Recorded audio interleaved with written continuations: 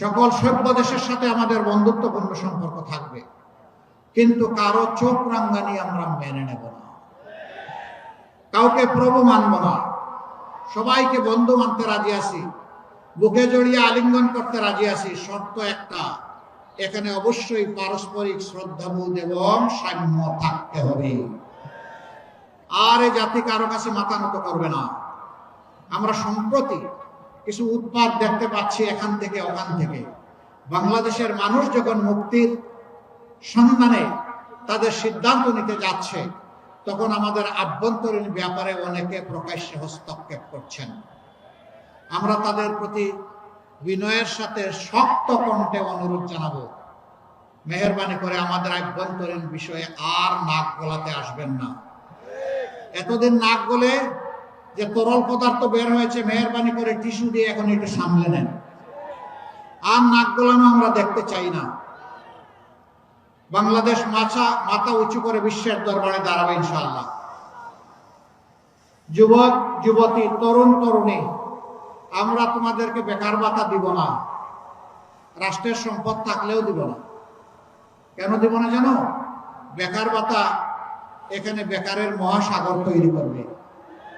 আমরা তোমাদেরকে অপমানিত করতে চাই না, আমরা তোমাদেরকে সম্মানিত করতে চাই। আমরা তোমাদের হাতগুলাকে দেশ গড়ার কারিগরের হাতে পরিণত করতে চাই। প্রত্যেকটি হাতে আমরা কাজ তুলে দিতে চাই।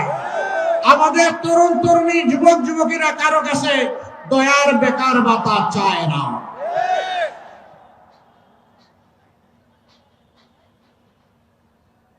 এই দক্ষ যুবক যুবতীরা বাংলাদেশকেও গড়বে, বিশ্বকেও গড়বে ইনশাআল্লাহ। আমরা সেই বাংলাদেশটা চাই। বয়সের একটা প্রান্তে আমরা চলে এসেছি। আমাদের জ্যেষ্ঠ পলিটিশিয়ান, তিনি তো অনেক বয়স, তাকে অবশ্য তা মনে হয় না, দেখতে 35-এর মতো লাগে। আলহামদুলিল্লাহ, আল্লাহ তাআলা তাকে এভারগ্রিন রেখেছেন, কিন্তু তিনি অনেক বয়স্ক মানুষ। আমাদের এখন চলে যাওয়ার হিসাব নিকাশ আমরা কার কাছে রেখে যাব? এই বাংলাদেশটা আমরা যুব সমাজের হাতে রেখে যেতে চাই। যুব সমাজ প্রস্তুত? প্রস্তুত হয়ে যান। এটা কবুল করার জন্য 12 তারিখে কোন দুর্বৃত্ত এই যুব সমাজের বুটে যদি হাত দিতে চায়, সেই হাতকে গুড়িয়ে দিতে হবে। এরা যৌবন পেয়েছে কিন্তু বুটের অধিকার পায় না। পিপাসার্থ হয়ে 12 তারিখের জন্য অপেক্ষা করছে। কেউ যেন দুর্বৃত্ত না করতে পারে। আগের ওই স্লোগান অচল। সন্ত্রাসীরা বলতো আমার ভোট আমি দেব, তোমারটাও আমি দেব। এখন আমাদের পরিষ্কার বক্তব্য, তোরটা তুই দে, আমারটা আমি দেব। আমার ভোটে হাত দিলে হাত দুটি ঘুরিয়ে দেব। এই পাহারাদারের ভূমিকা পালন করতে পারবেন? সুরের মনে পুলিশ পুলিশ